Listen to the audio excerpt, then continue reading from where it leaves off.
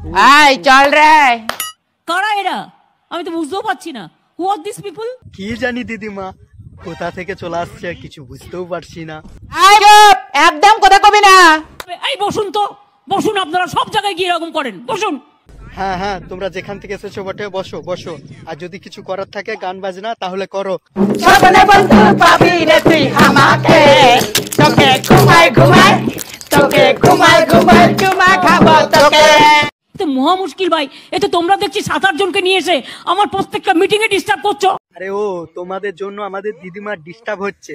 তোমরা কি বলতে চাইছো একটু ভালো করে বলো তো। নাতি বলে ঠাকুমা তোমার নিবি নিচে কি, নাতি বলে ঠাকুমা তোমার নিবি নিচে কি। আপনি মিটিংটা নষ্ট করার অধিকার আপনাকে কে দিচ্ছে? বসুন।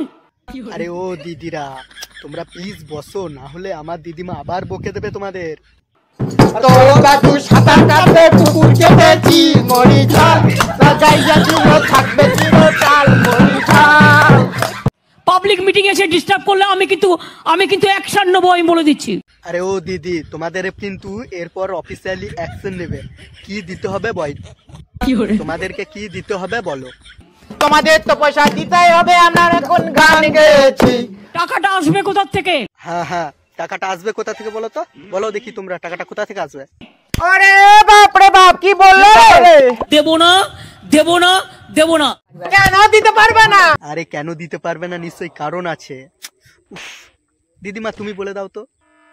আপনারা ব্যাপারগুলো বুঝুন। আপনি একটা দেবার একটা সিস্টেম আছে তো।